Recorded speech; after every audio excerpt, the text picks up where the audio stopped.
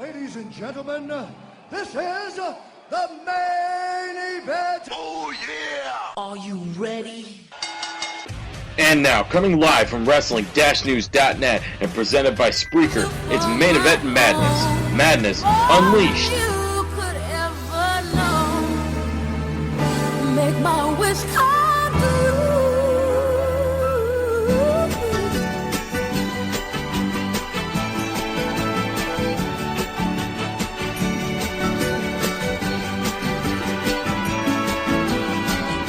Feliz Navidad. Feliz Navidad. Feliz Navidad. What's up, everybody? Welcome to Main Event Madness Holiday episode, holiday special, if you will. We hope all of you guys are having a great week so far. I'm here. I got our usual tandem with me, Mr. Aaron Ramadanov and Mark Madison, in no particular order. Gentlemen, how are we doing? Doing great. Awesome. And a happy Merry Christmas or Happy Holidays to you two gentlemen. Yeah, well, thanks. I mean, it's incredible that it's already December. 2015 is like zoomed by. I just can't believe it's going to be 2016 in a matter of weeks. Yeah, it's crazy, man. It feels like just this time last year that you and I were talking wrestling's rope break and Main Event Madness, and here we are, a year later. It's crazy. One of the faces has changed, but you know what? The game stayed the same. Mark, how we doing, man? Merry Christmas or Happy Holiday to you, sir. Oh, Merry Christmas on my end, and same to you guys. Everything is good. Thank goodness done all the holiday shopping for now. Not anticipating having to run out at all on the 23rd or 24th. So that's good. That's a good thing. It's always a plus. I got most of my Christmas shopping done yesterday. Got to the town where my work was a little bit early, so I had a little bit of time to get some gift cards ready. I know that's kind of taking the easy way out, but sometimes the holidays are about the easy way. Yeah, when in doubt, go with gift cards. This is true. Safer sometimes.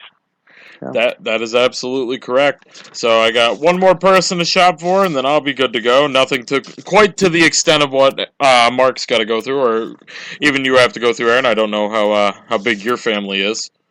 I've got a good-sized family. One brother, one sister. They have spouses, and they have kids, so it's kind of a decent-sized family. I got my Christmas shopping way done way in advance. I kind of build it up, so throughout the year I'll kind of grab things here and there and put them aside, and then at the end of the year I'll have a good amount for everybody. There you go. That would ideally be the smart thing to do, and then you become a parent, and then you put that stuff aside and you forget that you put it aside.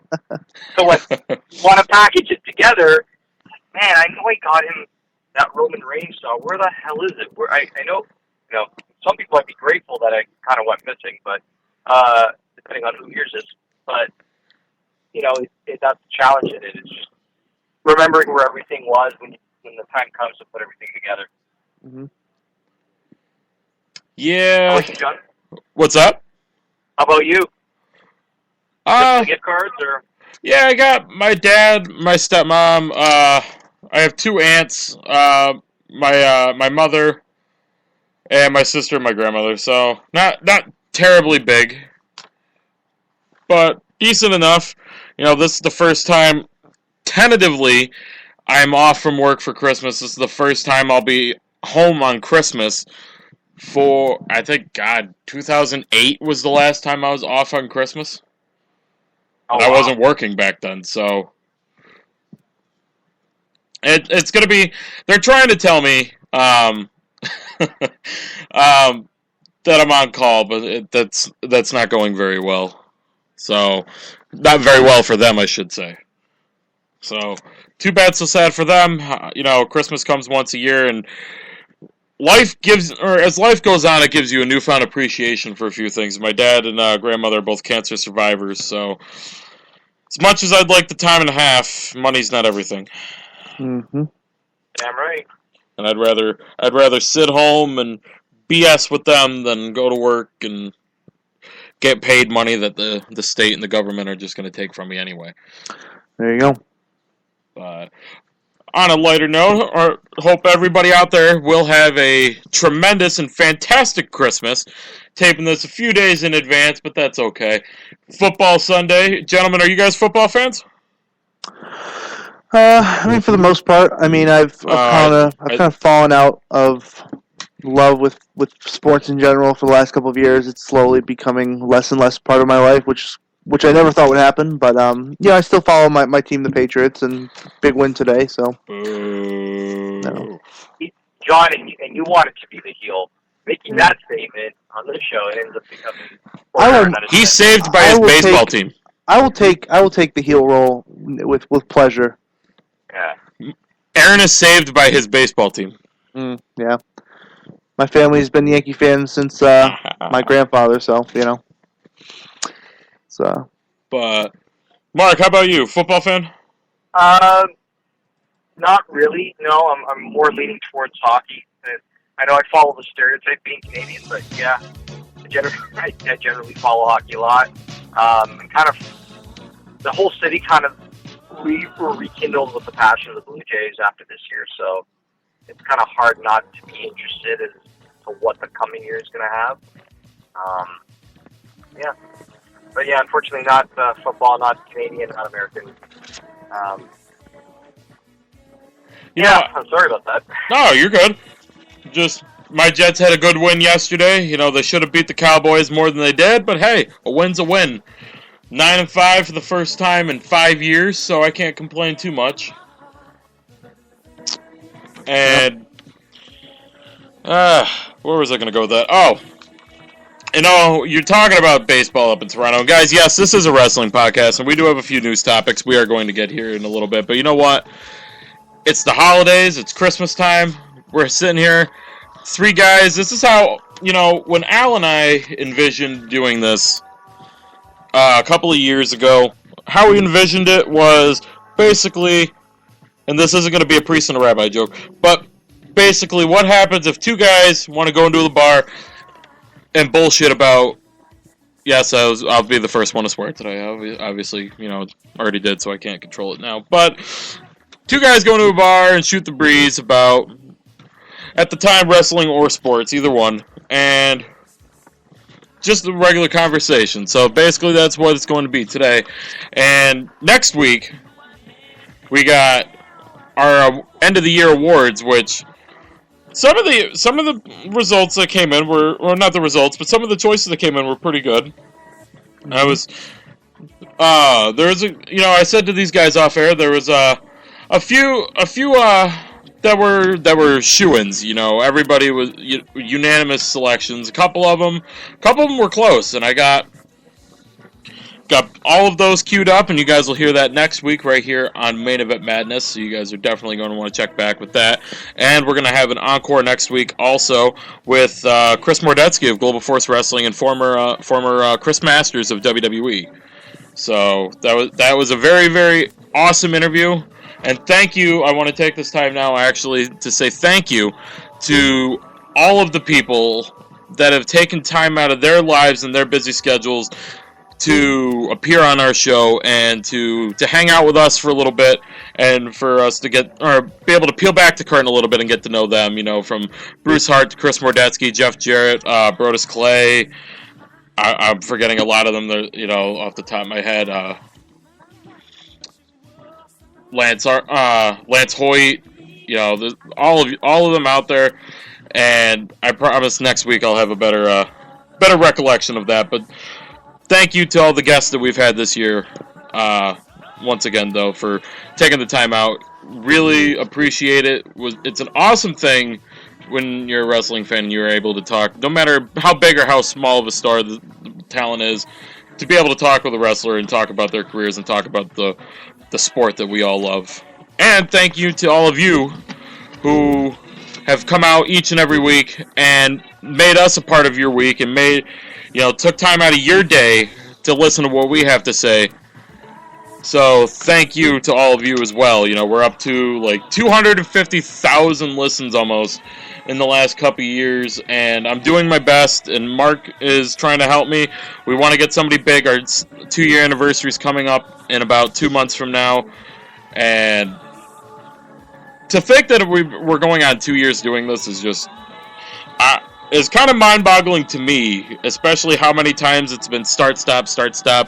And I know, Aaron, we're only a couple weeks into this official journey, but, you know, we're starting it really in a couple weeks again in earnest. And, Mark, thank you to you guys for taking time away from your families, your jobs, your school, you know, whatever you guys are doing to come hang out with me and, you know, to help me see... or at least try to see through my goal to make Main Event Madness, you know, a part of people's lives, and, you know, make it a show that more people would want to listen to, and just maybe one day the top wrestling podcast out there on the internet. You know, that's a very bold statement, you know, with a lot of them out there, but I appreciate you guys taking the time out of your day to come hang out with me and do the show with me. I really appreciate it, guys. Mm-hmm. Not a problem. I mean, the idea of us all trying to work to make Main Event Madness special, not just to everything that you've worked towards, but I think both Aaron and I will give you our utmost, our best, and we're going to try and do everything we can to bring it to another level, too. So you thanked all the guests that you've had on this year, and I want to think about the guests that are still to come, and a lot of conversation, a lot of talk that both you and I had off air, make Aaron privy to it as well, and about the things that we hope to have happen. It's just once we get some of the technical glitches kind of ironed out, we'll hopefully have it kind of almost like second nature and ready to go and move ahead. So excited for 2016. Well, you, Aaron? Yeah, I mean, I'm you know, like you said, John, I've only been a part of this new thing here for a couple of weeks, but, you know, 2016 looks to be bright for both Main Event Madness and PWP Nation. So, and of course the partnership coming up with both our groups here as well. So, I'm excited for 2016 as well. It should be a great year. Absolutely, guys. And, you know, I mentioned it on our Facebook page, facebook.com/Main Event Madness. You guys should go give it a like. There's a DX kind of shill there. You know, I won't beat around the bush. 2015's definitely been an up and down year. It's been a very cavernous year. A lot of highs, a lot of lows. Both for myself, for my former host Al Merriman, even Aaron, you and I, and your former host or co-host Joel O'Brien. You know, we had our ups and we had our downs this year. And that's the funny thing about life. You know, we had, and if you can remember back, you know, going back to, God, a year ago, which is crazy to think about how quick that went, we had a completely different vision for where we would be this year. But, you know, I think the biggest thing about the ups and downs is that you learn from them. You learn what mistakes not to make, and I'm not calling anybody in particular mistakes. You know, I don't want to come across like that, but you learn from it, and if anything, I'm more motivated than ever. You know, maybe one day Joel will be on here. You know, he's been talking maybe about, and I know you know this better than I do, about possibly getting back into the world of podcasting. So maybe we'll see him around again. And Al's got some stuff working out for him, finally going in his favor. And who knows, maybe sometime down the road he'll pop up again, and we can expand out into a bigger, stronger Main Event Madness family than we are now. But you know, I'm not going to go on and make some bold prediction like I did this time last year, where I think Main Event Madness will be a year from now. As long as I can go and still be doing this a year from now, that's all I care about. And the main goal, I think, is also just have fun. I mean, I come on here to talk wrestling with people that know just as much, even more than I do, and it's just a good time. So hopefully we have some better times in 2016, some fun moments, and we'll see what happens. Definitely, for sure, man. And I know Mark is working effortlessly. because that word wanted to come out right, effortlessly to get the best people possible onto the show. So I appreciate that, Mark, and I hope, like you said, once we get some stuff hammered out, we could talk about it more a little bit. But I'm excited. Bottom line, bar none, I'm excited for what 2016 could bring and what it will bring. And I know we got a very good team here, and like you said, Aaron, we have a very strong. You guys have a very strong team over at PWP Nation. I'm very excited to see what the two of us combined can bring together, and see what kind of excitement, what kind of fun we can make, and what kind of magic we can make happen. I guess if you want to be corny, cliche a little bit there, and see, just see what happens. I think the sky's the limit for guys like us, or people like us, depending on I don't know who exactly you guys have over there, but for people that are motivated and have ambition to do this, only good things can happen from that. Yep, absolutely. But all right, guys. So even though this is a holiday show, there's still things that need to be promoted. So we're going to take a commercial break here. And when we come back, we got a few news topics to get into, and we're going to sprinkle in a little bit more BS in here because, it's the holidays. And it's Main Event Madness, and we never go by the script anyway, not to say there is one. And, yeah. I'm spiking the eggnog right now. Huh? I'm spiking the eggnog right now. But, yep, this is Main Event Madness, guys, our holiday special. We thank you for taking the time out of the cream of the crop of the holiday season, to come hang out with us and hear what we have to say. But we will be back. We got a bunch of stuff to come here. Main Event Madness Radio. Madness is unleashed, just like these commercials are now unleashed.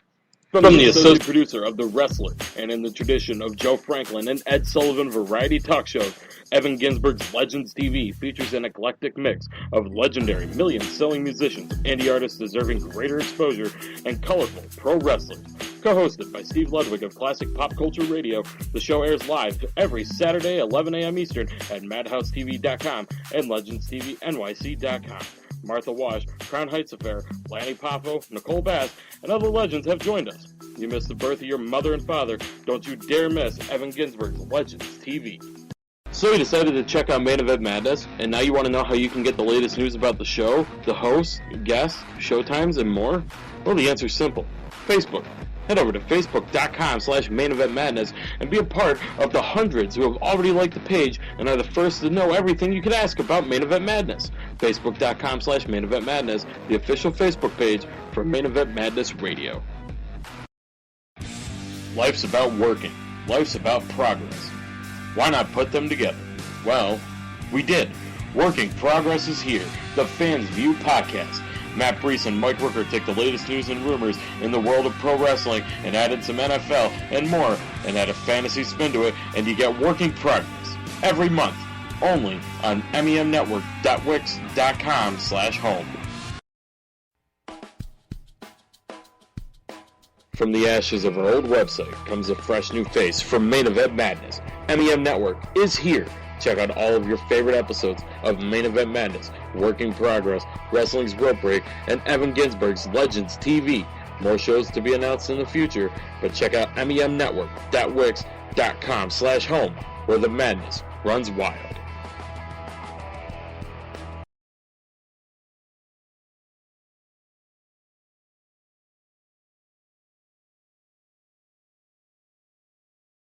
From the associate producer.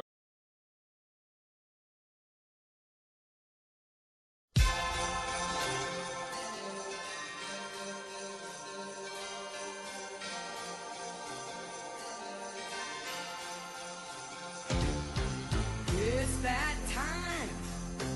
Christmas time is here. Everybody knows there's not a better time of year. Alright guys, we are back. Main Event Madness, Holiday Madness if you will, our holiday edition of the broadcast. Hope you guys are having a very nice Christmas season, holiday season.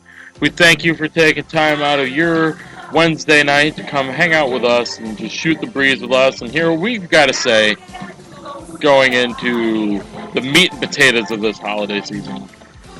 And, I got to get something off my chest. Mm-hmm. I've got to get something off my chest. So last week here on the broadcast,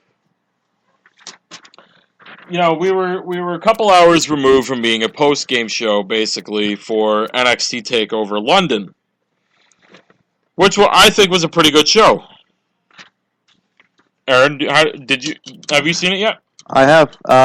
Yeah, I mean, good show. Not the best NXT not the TakeOver, best but good. It was a good show.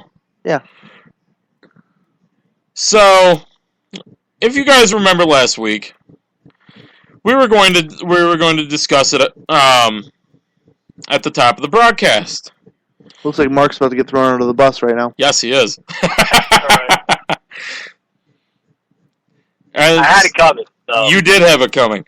Okay. So then Mark begs me and begs Aaron not to talk about it because he wants to go home but go and watch it after the show. No problem. Doesn't this mother trucker tell us during the commercial break, yeah, I still haven't watched NXT yet? I tried, and to that promise, I tried to not go on social media, but I'm thinking by the Friday, nothing, I wouldn't see anything pop up. But then, Fallout, can you believe that this happened, and Balor went over, and the match was, and then Baron Corbin did this, and how am I going to be honest with John and say, yeah, it was great. When the taping of the show comes up, I would just be flubbing my way through if you guys talked about it again. So I had it coming. You'd be like me last year when Joel and Aaron were asking me about Wrestle Kingdom 9. I'm like, oh yeah, good show. Yeah, great show. Yeah. Yeah. Well, what happened on it? Beats the hell out of me. Okay, well. See, you're not the only one. They didn't throw me under the bus like I threw you. We see where the loyalties lie now. But, no, I just... Coming up January 4th, so... Yeah, it's going to be a great show. Yeah. Did either of you end up watching Final Battle on Friday? I can't say I watched that. I did not watch Final Battle, no. I have a tough time buying paper. I've gotten so accustomed to the WWE Network now where, pay-per-views are $9.99, and I don't even have to pay for them. I just, it's obviously, it's just a monthly thing. But now going out of my way to have to pay for a pay-per-view, it just doesn't work for me anymore. I don't know why. I just can't get myself to do it. So I'm probably just going to watch it this week on a streaming site or something. I don't know. Even the IPPV would end up being cheaper, I think, than the regular pay-per-view fee. But the show itself was quite good. Yeah. Let's. I won't spoil anything, but it was. If you already read what's happened, it's quite good. A couple matches stood out. So. Hey, Mark. So you're not going to spoil anything, and are you still hands-free? Yeah, I'm still hands-free. Shoot me a text on Facebook. Tell me who won the main event. Okay. If you're not spoiling anything.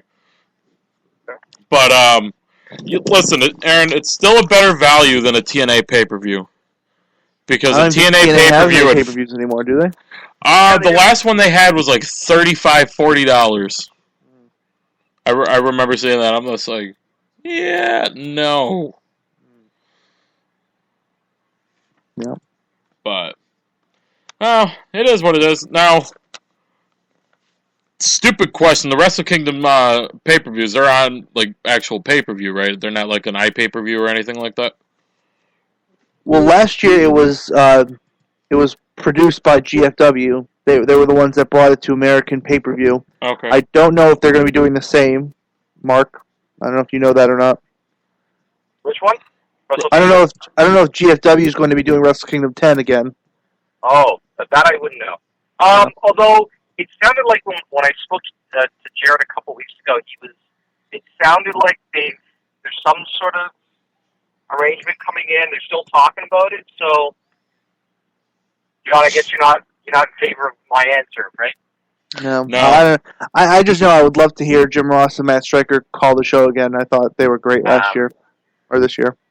And Matt himself was like really pleased because the way they approached it was for any of the novice fans that aren't really familiar with a lot of the New Japan wrestlers. It was more like an introduction to everything. And I think every year, because it's an annual event, you need an introduction because if you're trying to really promote that event, and unless you're kind of in the know, you know that the event's actually happening January 4th, so it's a couple weeks away. Yeah. And I didn't even know any publicity leading up to it. So unless pay-per-view outlets have been promoting it through other streams or other forms, you wouldn't almost know about it. So yeah.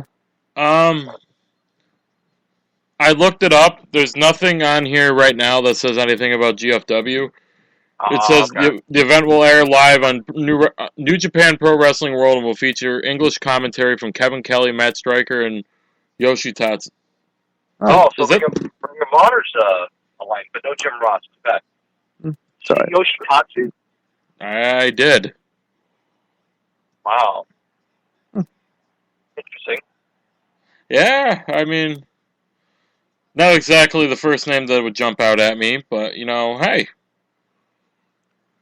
Well, I think Matt Stryker and Kevin Kelly are going to do a good job. Kevin Kelly's really good. Matt Stryker's really good, and I haven't heard Yoshitatsu commentate, but I think the ability of Matt and Kevin they'll be able to put together a good commentary. I think this past year, with Jim Ross and Matt Stryker, I found it really interesting that they almost like kind of switched roles, where Matt was calling a lot of the action, and then Jim was kind of just throwing in his little bits and pieces of knowledge that he knows about just kind of basic psychology and in-ring work and stuff like that. But Matt is a big guy of New Japan. He follows that product really closely, so he's really knowledgeable and knows what he's talking about, which I really enjoy his commentary. Now, we got New Japan on TV here, right? New Japan airs on Access TV, where it's like an hour program of like highlighting a few matches in the past year. It's not really like a weekly program. But it's a good show. I DVR it, and I always find some really cool gems on a weekly basis. But yeah, New Japan World is a must get. I think I'm probably gonna just finally suck it up and get it myself. I tried to get it this year, but the translation on Google Chrome wasn't working, and it was really hard, and I had no idea how to sign up for it. So, but yeah, I've got to find a way to sign up for New Japan World because it's like a must-have. Yeah. And they're going to be an active part of Ring of Honor's 14th anniversary, too. So it's not just as though they appear at Global Wars. After watching Final Battle, they were promoting New Japan being a part of 14th anniversary, which would be the next major pay-per-view that gets the outlets, the pay-per-view outlets in February. So that was a good show. The 13th anniversary was a good show. So now, you know what you get. Oh, I didn't mean to cut you off, Mark. Is Wrestle Kingdom on YouTube? Because I thought I saw it on there somewhere once. I mean, I'm sure it is. Sure, if you go and look for it hard enough, you could probably find it, or find it on one site I really like, and I'm not a big fan of streaming, but if I have to do it, if I have to do it, I'm going to do it. Is I think it's like watchwrestling.ch, and it has it has like a really nice it's nice layout, everything's there, good quality. That's where if you really want to watch it, you probably should go there. Okay. Yeah. I got to get around to watching it. I got to start getting more into things besides just WWE. That was great for the Lucha Underground. I mean, they were quick with their turnaround and getting stuff up there.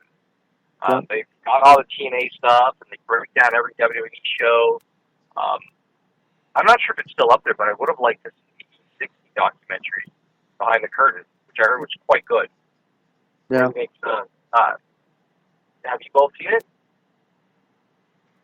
I have, yeah. It was real. I love that kind of stuff. I love the behind the scenes stuff. I could watch that stuff all day. That's why I'm a big fan of Breaking Ground and the WWE 24 stuff. But yeah, great. It was really, really well put together. really get to look at Adam Rose in a very different perspective. So I think Mhm. anybody that didn't see him before, they get a whole different appreciation for him. If you haven't seen it, John, I would recommend it. The behind the curtain. Oh, that yes, I did see that. I'm sorry, I was checking out something for the show really quick, but yes, that Okay, is. not a problem. I love, like, to Aaron's point, I love those behind the scenes, the backstage things when they peel the curtain back and you're able to see the superstars like you don't see them on a Raw or on a SmackDown. It's an awesome thing. I think that's why there's a lot of guilty pleasure watchers of Total Divas, because you get to see the Usos, Daniel Bryan, John Cena in a different light than you get to see them on a Raw, SmackDown, or WrestleMania or pay-per-view. Mhm. Yeah, definitely. Some of the criticism, I don't want to be like cynical here, but when it comes to reality programming, is it like is Total Divas a false reality that's just there's a camera on them, but it's not, and it's heavily edited. I don't know how much of it is genuine. Like, was there legitimately something going on between Nikki Bella and Dolph Ziggler? I don't know about that for truth or not, but that was something that had come about, and is that why John Cena was coming off air? And so everything seems to have been tied into behind a U.S. Championship match between Ziggler and Cena, and thought that Nikki Bella had something to do with it. So I don't know if they were trying to do crossover, if it was legit, if it was that stuff, not so much. But when you're looking at hardships and somebody trying to struggle and to achieve something rather than being like the target audience being on the E! Network, where you're keeping up with the divas, like you're keeping up with the Kardashians, I tend to question it a little bit.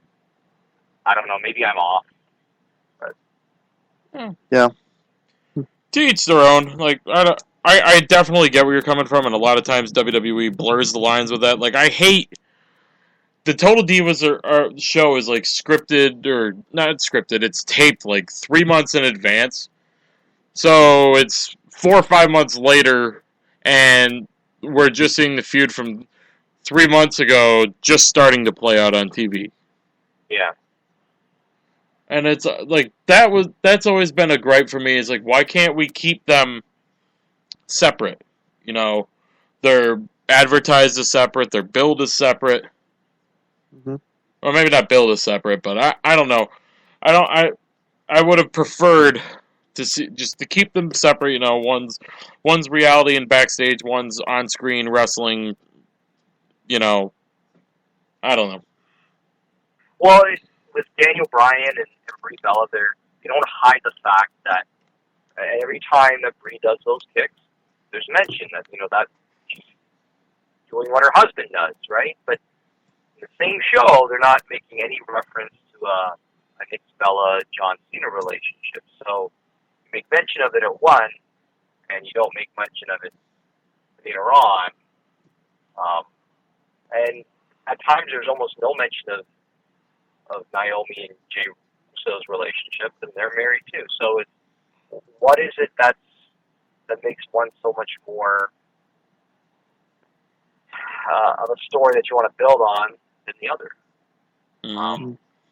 Why? But like you, Aaron, I really enjoyed Breaking Ground. I enjoyed Table of Three. I'm missing those episodes. They kind of all stopped after November 11th. I keep going back and checking, like, they're going to put something up there, they're going to have something updated, but those are really good. Even though they're 20 minutes or 25 minutes, just three people just talking about their trails and how they got to where they are, and something as simple as that. But there's a market for that, and I think with the network trying to be as big as they are, they're trying to do a little bit for everybody. They really are trying to be everything to everybody with the network, which I guess probably why they have Total Divas on there too. Yeah, and I mean, my biggest complaint, not to completely change the subject, my biggest complaint about the WWE Network is there's not as much of the older Raws and SmackDowns as I would like. There will be.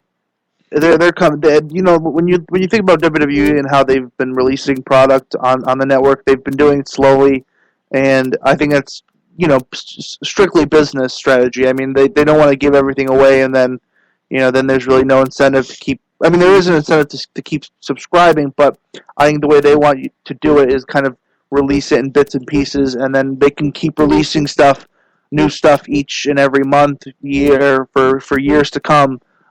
So I'm trust me, I'm just like you. I would love if they posted some of the Raws from 2002 all the way up to now, and even the SmackDowns, and even before the Attitude Era and stuff. I'm going through, right now, for example, I'm going through the Attitude Era Raws one by one.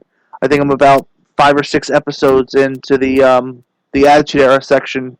I think I'm in early 1999 or 1998, and there's so much content on there. So I think that like I said, I think they're just releasing stuff slowly to keep people around. I mean, I'm not really sure.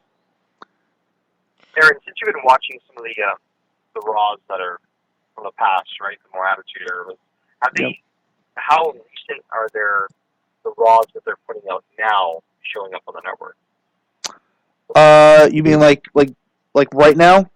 Yeah, say this past Mondays, right? Oh yeah, I think as of right now, I think they're a month behind. Yeah, it's a 4-week difference. That was per the contract with USA. Oh, so that's why they lag posting those episodes. Yes. Yeah. There's some kind of agreement that you're putting your shows on our network. That's fine. We want them on your network. You can have them on there 4 weeks behind. Yeah. Right now, the most recent Raw up there right now is November 16th. The Paige and Charlotte contract signing. Does USA re-air the Monday edition? Because here in Canada, they re-air the edition. The AM Raw? Yeah. Do they still do that? I know they re-air Raws and SmackDowns on NBC Universal, that channel. I think Saturday nights they do them back to back. Yeah, that's different than what Mark's talking about, because USA used to do one at midnight. At midnight or 1 in the morning, Saturday night into Sunday.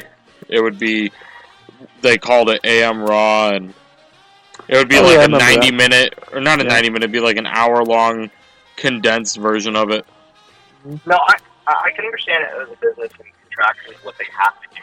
But as a fan, if you miss an edition of Raw, and it's not available on the network that's hosting it, what means you have to go back and watch it? Do you have to go and stream it somewhere else? Because if I'm the WWE, I'd like to stream it on our network, so you have access to it. But they have to do that a month later. It's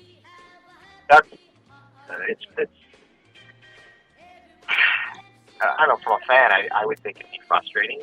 When they watch NXT or you miss that edition on the Wednesday, you don't have to wait 4 weeks to go back and watch that.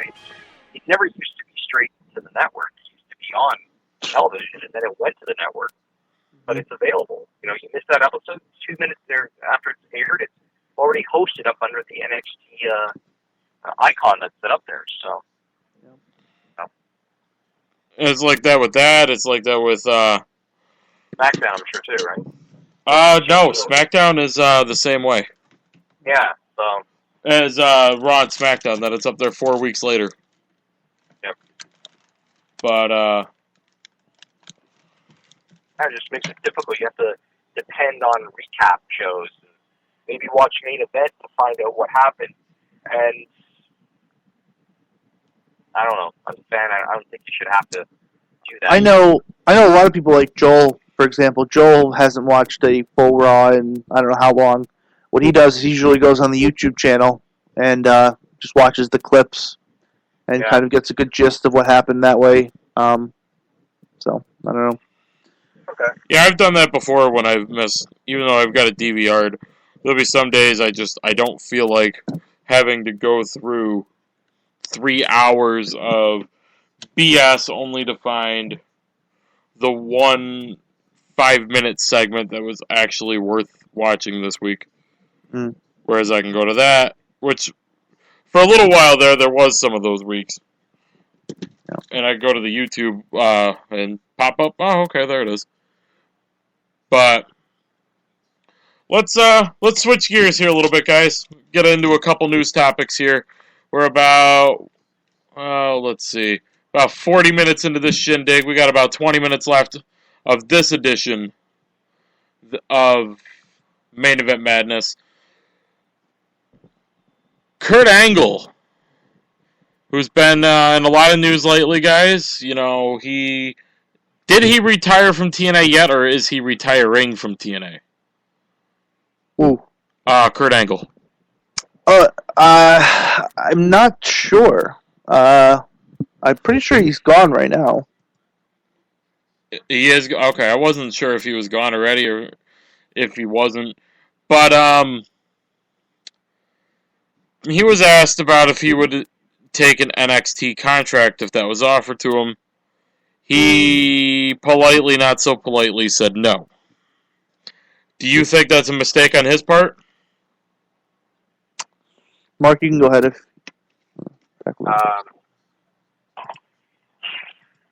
I don't think his career is any more tainted if he did, but I don't think that's really what fans had wanted. He should be the guy that Dudley Boyz could walk right in. I can't see why Kurt Angle, who's multi-time champion, is known when his music hits. People know who's coming out, and it's not the Patriot. They know it's Kurt Angle. So I think it's better that it be the way. It's not on some terms. I mean, they were able to make allowances and have a part-time contract with Shawn Michaels. I can't see why it wouldn't be okay for Kurt Angle and everything he's done. And at the level that he's able to still compete at the age of 40. So, no, I can't see it being a bad thing. Aaron? John? Yeah, I mean, I tend to agree with you. I think if, like you said, if Dudleys can just hop onto the main roster and you know, get thrown into a tag team title match, I don't see why Angle can't be brought up as well. I mean, there was this. I remember a couple months ago there was talk of him coming in, and before I think while his contract was up, and you know the whole thing was they wanted him to be on the road full time. If I'm not mistaken, I think they wanted him on the road full time, and he didn't want to do that. And Hunter wasn't, I think, a big fan of bringing him in right now, and there's a bunch of different things going on. But I think a lot of people took Angle's comments kind of out of context, and he kind of had to clear them up on Twitter a couple days after. But I think he called NXT the minor leagues of WWE, and I don't think he was disparaging the talent down there, but I think he was just explaining that he deserves to go onto the main roster. I mean, that's the guy is a multiple-time world champion, arguably maybe one of the 10 or 20 best of all time as far as in-ring technicians are concerned, or maybe some would even argue that he's one of the top 10 ever of all out of any generation ever. So I don't know. I think Angle definitely deserves to come back to the main roster and be given at least one final kind of run going into WrestleMania, or stick around as long as he wants. Yeah, I mean, I agree with you. A guy like Samoa Joe, I could see why, even though I said that I hoped he would bypass NXT and go to the main roster, I could see why they would put him on NXT. He's not really he hasn't had much success, no success really in WWE. He's never been there until he came in May. But a guy like Kurt Angle, who put together a Hall of Fame career in 7 years before he left, let alone what he did in TNA and New Japan and everything else he's done, Mm-hmm. I think is more than deserving of coming back to the main roster where he belongs. And I really don't understand why the Shawn Michaels like contract, where you get to do basically whatever house shows you want to do, and none if you don't want to. I think that's what it was. Like, he got to pick and choose if he did any and what ones he did. Or either that or he was only scheduled for a couple. Otherwise, it was TV and pay-per-views only. Why for a guy like Kurt Angle? Randy Orton, I think, got a little bit of heat for it from fans when a lot of reports came out that he was going to start going down to a part-time, little bit of a part-time role And you know John Cena's going to be getting there in the next year or two, if he's not already now. Yeah. 2014 could very well have been the final full-time year of John Cena. We don't know that yet. Because he's been gone. You can't say 2015. He was gone for a good portion of it, good couple months. But I don't know. I definitely think I'd like to see Kurt Angle back in WWE again. Mm-hmm. And it's kind of funny because not to completely change the subject, but if you remember, WrestleMania 27 was kind of the Attitude Era reunion WrestleMania. Could WrestleMania 33 possibly be the Ruthless Aggression Era reunion? Randy Orton will be back. Jeff Hardy could be back. Kurt Angle could be back. Maybe Edge comes back in some kind of role. Who knows? Maybe even CM Punk could be back. We don't know. Could this be, a Ruthless Aggression Era reunion? Rey Mysterio could be back if his knee can get put together with things better than Legos. I think that's a lot of ifs, and I think if a lot of things would kind of have to fall into place for something like that to happen, and if I don't know if WWE would even want to do that, if they would want to bring that many guys back and kind of be thrown into the main roster and kind of take up spots for other guys that they're trying to build. I think that ideology. I don't mean to be harsh or anything, but I think the ideology there is exactly what we don't want more of. I think trying to capitalize on the talent they do have now would probably be better off for them, obviously, in the long run. And yeah, I'm not saying I'm opposed to anyone ever coming back ever, but I mean, I just that many people coming back, I don't know. I don't think I would want to see that. You have a good point in that. Was to what I was just reading. To switch gears a little bit. So, couple Ring of Honor stars may be going to TNA. Yeah. It looks like Maria Kanellis and Mike Bennett are TNA bound. I don't know what that means contractually for them as far as indie shows, because I know they appear a lot here in Connecticut for Northeast Wrestling. At least Mike Bennett does. Mike Bennett's usually here on a pretty consistent basis. So I don't know if I know TNA in the past have been really stingy with their talent and kind of trying to keep them exclusive, and that's a lot of the reasons why a lot of talent has left the company is because of the exclusivity contracts that TNA seems to want to all of a sudden just make legitimate here. But I think a lot of people are questioning if this is the right move for Maria and Mike and what this means for the Kingdom and what they're going to do going forward. I think for Mike and Maria, I think they've been in ROH for a while. They've kind of run their course in ROH. Maybe TNA will be good for both of them, and maybe the door will be open for them to enter NXT or WWE in the future. So, I mean, I'm happy for them. I've always liked both of them. I've met both of them personally. Really nice people, and I'm happy for them. Yeah, it is going to be interesting to see what happens with everything, and the post I'm seeing right now says that Matt Taven's under contract with Ring of Honor through the spring. Mm-hmm. So it's going to be interesting. Will he follow suit? Will that be the end of that tandem?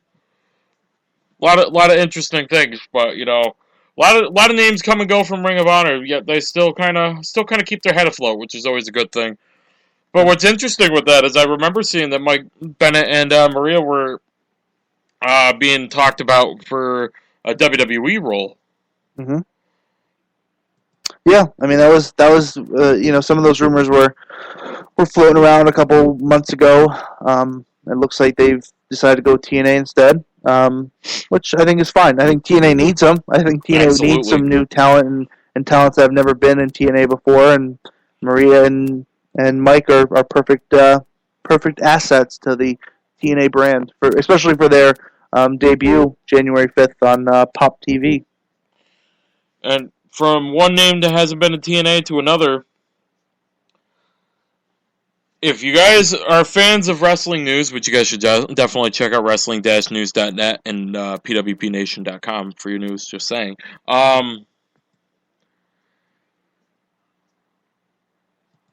Daniel Bryan. Sorry, Mark decided to send me a message, sir. Threw me off a little bit. Just busting on him.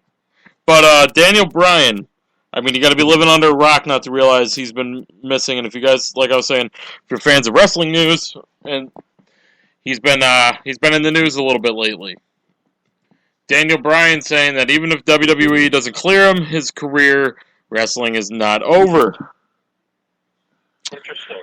Yeah. Could he follow suit and go to TNA? And would that be the little jolt of adrenaline that TNA needs to get back on the wagon, get back going again, get their wheels spinning? Mark, we'll start with you first.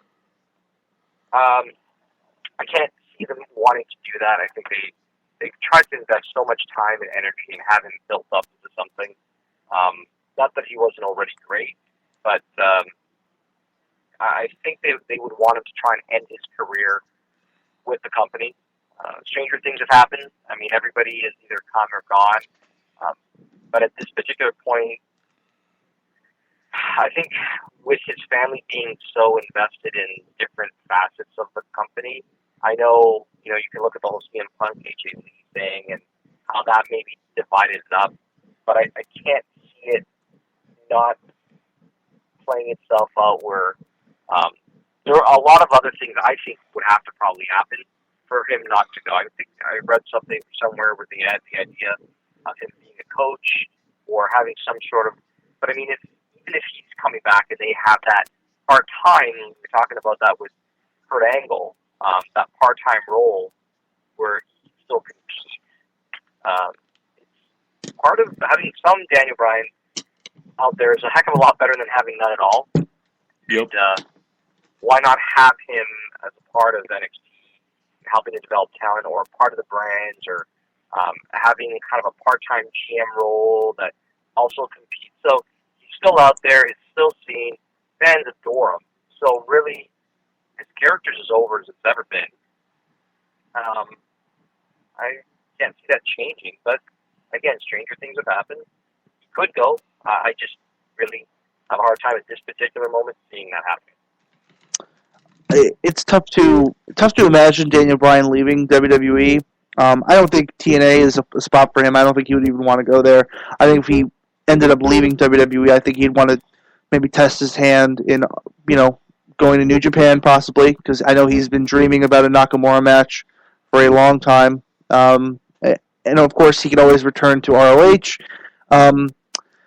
For Daniel, I've kind of gone back and forth about this. Last year I wrote a piece on Daniel, kind of a letter formatted piece where I kind of wrote a letter to him saying that he should retire. He should kind of call it quits just for the sake of his health and for the rest of his life. Obviously, I even said in the piece, it's not my place to say that, but I feel like, the guy, loves his wife very dearly, obviously, and I think they've talked about wanting kids, and Bree has talked about wanting kids, and I think if you're someone who is in Daniel's spot where you've wrestled for so long and you've become accustomed to taking these hits and these beatings, and maybe you'd want to take a step back and maybe take a coach's role in NXT or even an announcer's role, which I think Daniel would be really good in. I thought he was fantastic on Tough Enough as a judge.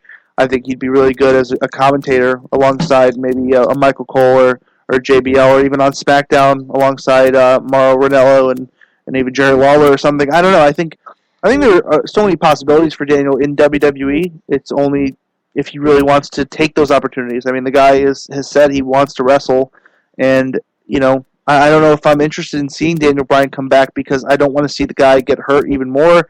I don't know if his body can handle the bumps anymore, even on a part-time basis. And I said when he was coming back this last time, where he returned for that little period and then went out again, I was surprised that he didn't change his style. He was still doing these crazy risks, these dives on the outside, the thing where he goes back and forth, turnbuckle to turnbuckle, and lands on his neck awkwardly. I mean, I was shocked that he was wrestling the same exact way. And maybe Daniel's that kind of guy. Maybe Daniel's the guy that is all or nothing, and if he's going to do it, he's going to do it the way he wants to do it. But I mean, if I'm Daniel, I would take a step back and look at my long-term future and decide if I really want to continue wrestling where it could possibly hinder my health.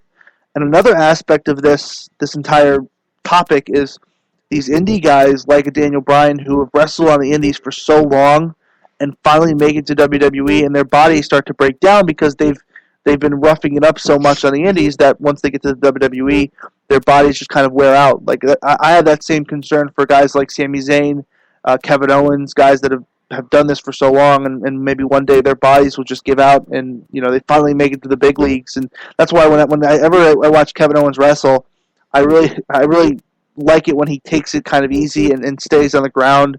A lot of these crazy spots he does sometimes in big matches, I get a little worried because I'm afraid Owens will one day just take a bad bump or roll his knee, and that'll be it for him because he's had injury problems in the past. So I think Daniel's a perfect example of an indie guy who's been on the road for so long and finally makes his WWE, and his body just can't handle it anymore. And if I'm him, I take a look at my long-term future and maybe hang him up.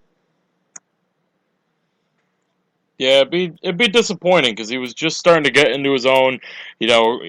When he first won the title from Cena before the Authority stuff happened, that split moment when he had the belt, a lot of people thought, could he be the guy to dethrone Cena? And everything pointed in that direction, especially after Mania 30. Could he finally be the one to dethrone Cena? Well, if anything, he's kind of looking like this generation's Bret Hart. Yeah, and the thing about him, too, is that he's probably the only guy that's legitimately over as a babyface on the entire roster. Like, we talk about Roman Reigns, and, the guy still has a long way to go until he's universally loved, but I can't think of another babyface on the main roster right now that is universally loved like Daniel Bryan. And is legitimately over, that can go out there and just get a pop just for being out there. I don't know if anyone else on the main roster can do that right now. So, they're definitely going to lose if he does retire. They're definitely going to lose a big asset. And there's been the speculation that WWE is keeping him out on purpose because they don't want him to ruin the rise of Roman Reigns. I don't know how true that is. I doubt that's true at all. But it's definitely something to think about if they are maybe keeping him out. And last time I heard that he was going to go see a third doctor. I haven't heard if he's seen that third doctor yet. And then that doctor was going to make the final decision for WWE and Daniel. So I guess we're just waiting on that. I mean, it wouldn't surprise me really if they indeed were holding Bryan out just so they could say that they finally got Roman Reigns over, and Roman Reigns could be the guy now. I mean, do I think that is the case? No, but it doesn't necessarily surprise me, given how much they've wanted to push Roman over the last couple of years. Yeah, and it's just unfortunate timing. WWE, it's a textbook case of Vince McMahon. I mean, it very well could be Triple H that wants to do it, but, it goes hand in hand with what we've all been saying about Vince McMahon for the longest time. He wants what he wants, and he'll be damned if he isn't going to get it. Yeah. Come hell or high water, like I said last week on the show, come hell or high water, McMahon was going to get Roman Reigns over. And, those plans don't necessarily, or even at all, involve Daniel Bryan. So, unfortunately, that's where we're at. Mm-hmm. Mark, you have any thoughts before we get ready to wrap up?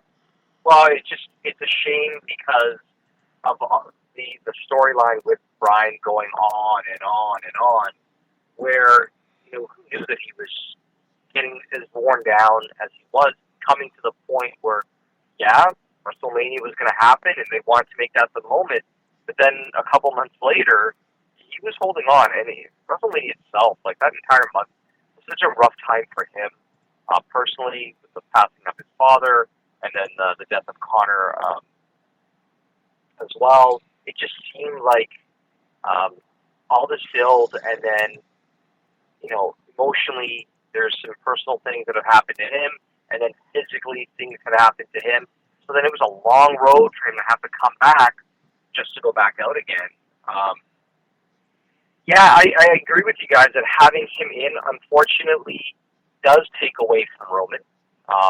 Although they really tried to even have that moment in Fastlane where he's the one shaking Roman's hand and saying, you know, get Brock, as though he completely supports him moving forward. But then what happens if he was to come back? If he comes back in a different role, then it maybe doesn't. You know, maybe with Triple H out and Mr. McMahon knocked out, and maybe they assign Daniel Bryan as an interim general manager or something, where now they have no reason to dislike Roman. We got almost Roman protected by Daniel Bryan too, or, you know, that idea could work. They're in different roles. They're not in the midst of trying to feud or build fun part of a, you know, fantasy books with us. You know, we can kind of go wherever the idea is. We should be on payroll, but I don't know, and I hope that the future is great for him, whatever it is, whatever the fans get a chance to see. We'll all be able to enjoy whatever comes out of it. For sure. And guys, that's pretty much going to do it here for our Christmas/holiday edition of the show. We thank you guys for taking time out of your week and time out of the holiday season for all of you to hang out with us and spend a little bit of the time hearing what we have to say. And like I said at the top of the show, thank you to all of you. You know, our listens are 250,000 almost strong now, which is an incredible amount, more than I ever thought we would have, honestly. And it's been amazing. You know, going into our second year, or going into our third year, I should say. And a thank you to the guests that have come on and taken time out of their schedules and their days to come chat with us. It was an honor to speak with all of you, and I look forward to hopefully speaking with all you guys again and speaking with whoever we will down the road. And Aaron and Mark, again, Merry Christmas, Happy Holiday to you guys. And thank you for coming and hanging out for a bit. Yep, no problem. Merry Christmas to everyone else listening, and Mark and John, you guys too. You guys, Merry Christmas, Happy Holidays, have a New Year drink or two, or three, and see you in the New Year. Absolutely. We'll see you guys next week. Our year-end awards and year-end review show, New Year's edition of the broadcast. We'll see you guys next week, Lord willing. Have a great Christmas. Great holiday, guys, and we'll catch you around next week. Have a good one, everybody.